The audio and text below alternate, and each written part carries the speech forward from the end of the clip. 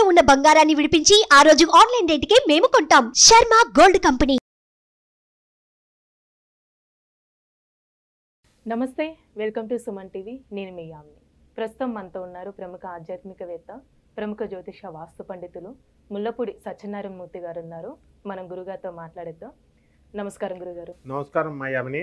గురుగారు, ఈ క్రోధినామ సంవత్సరంలో అసలు మీనరాశి వారికి అండి ఏ విధంగా ఉంటుంది? అంటే ఈ రాశి వారికి సంబంధించి ఆదాయం కానీ, వ్యయం, అవమానం, రాజపూజ ఏ విధంగా ఉంటుందంటారు? ఈ మీనరాశి వారికి కూడా ఎల్నెట్స్ అని జరుగుతుంది.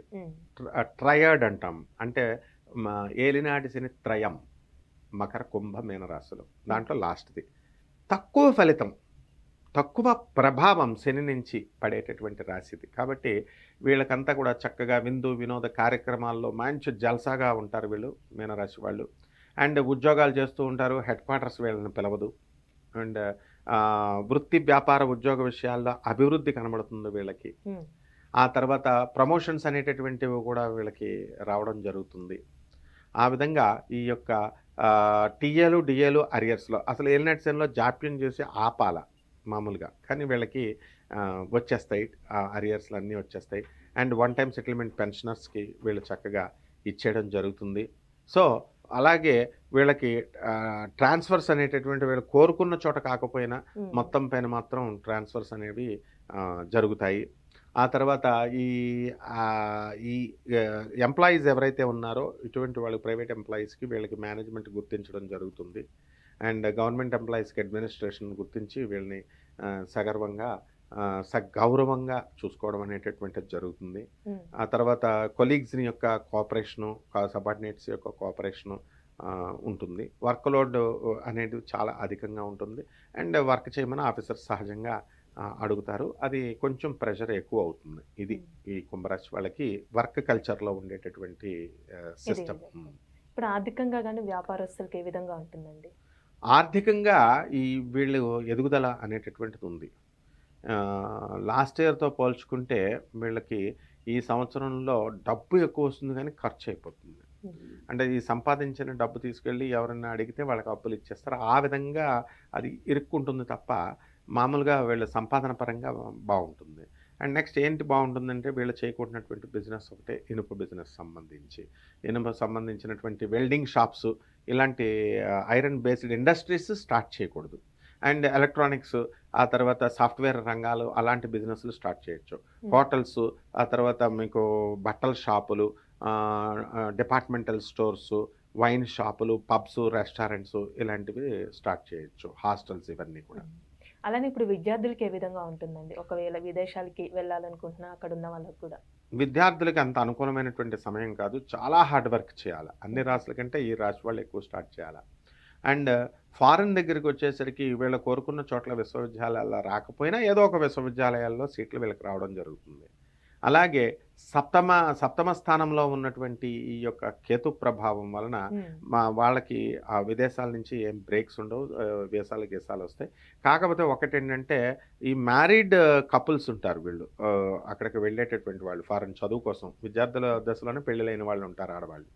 వాళ్ళకి కొంచెం వాళ్ళ భర్తల సప్తమంలో ఉన్నటువంటి కేతు ప్రభావం వల్ల భర్త ఆరోగ్యాల గురించి కొంచెం కలవర పొందడానికి అవకాశాలు ఉంటాయి. కొంచెం it disturbs the health of the spouse అనమాట. అంటే భర్త యొక్క జీవిత భాగస్వామి యొక్క అనారోగ్యం కోసం కొంత ఖర్చు పెట్టేటటువంటి పరిస్థితి ఏర్పడుతుంది. అలా అని భయపడన్న అవసరం లేదు, పెద్దగా కాదు, మైనర్గా.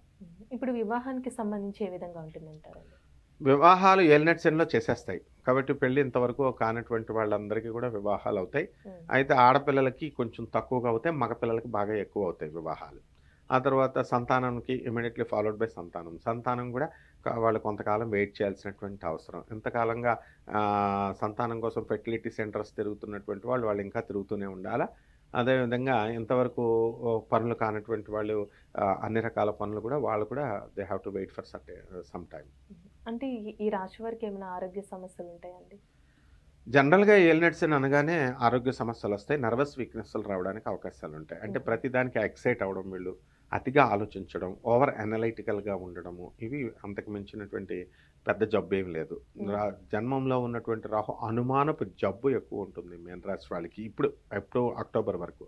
ఆ తర్వాత మళ్ళీ అది అనుమానం జబ్బు పోతుంది అనమాట. సో ఓవర్ అనాలిసిస్ ఎక్కువ చేస్తారు, కాబట్టి అది తగ్గించుకుంటే దానివల్ల ఏమవుతుందంటే బీపీ, షుగర్, లేనిపోని టెన్షన్స్ ఇవన్నీ కూడా తీసుకోవడం జరుగుతుంది. ఇవన్నీ ఇది ఎప్పుడైతే వీళ్ళని correct themselves everything will be okay.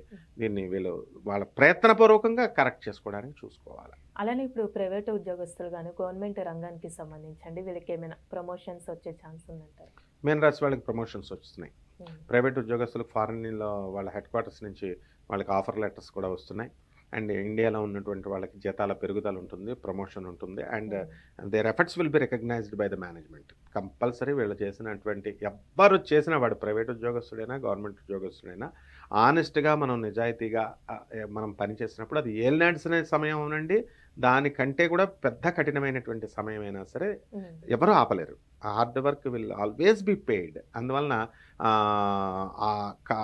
ఖచ్చితంగా ప్రైవేట్ ఉద్యోగస్తులకి మేనేజ్మెంట్ నుంచి గుర్తింపు అనేటటువంటిది, జీతం ఎదుగుదల అనేది ఖచ్చితంగా వస్తుంది. మనం దానికోసం మనం ఆలోచించాల్సిన అవసరం లేదు. మనం చేసుకుంటూ మన కృషిని కరెక్ట్గా మనం చేసుకుంటూ వెళ్ళినప్పుడు ఆటోమేటిక్గా success will follows and the recognition will come follows అనమాట. ఇక గవర్నమెంట్ ఉద్యోగస్తుల దగ్గరికి వచ్చేసరికి వాళ్ళ పనుల స్టైల్లో కూడా మార్పు వస్తుంది. మేము కష్టపడి పని చేయాలి అనేటటువంటి భావన వచ్చి వాళ్ళు కూడా చేస్తారు. వాళ్ళు కూడా అడ్మినిస్ట్రేషన్ జీతాలు ఇవన్నీ పెంచుతాయమ్మా. అలానే రాశి వారికి ఎలాంటి పరిహారం చేస్తే మంచిదండి?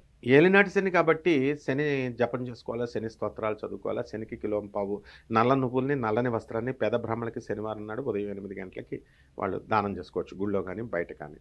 అదేవిధంగా ఈ యొక్క గురు బలం తక్కువగా ఉంది మీన రాశి వాళ్ళకి, కాబట్టి వాళ్ళ జన్మరాశి రాశ్యాధిపతి కాబట్టి దాన్ని బలం చేసుకోవడం కోసం గురు జపం చేసుకోవాలా, గురు స్తోత్రాలు చదువుకోవాలా. గురువుకి కిలోంపావు శనగల్ని, పసుపు రంగు వస్త్రాన్ని ఇచ్చి పెద్ద బ్రాహ్మణులకు దానం చేయడం ద్వారా గురువు కూడా బ్రహ్మాండంగా ఉంటాడు. చాలా చక్కగా తెలియజేశారండి. ధన్యవాదాలు. ధన్యవాదాలమ్మా. సుమన్ టీవీలో మీ పర్సనల్ అండ్ బిజినెస్ ప్రమోషన్స్ కోసం కింది నెంబర్కి కాంటాక్ట్ చేయండి.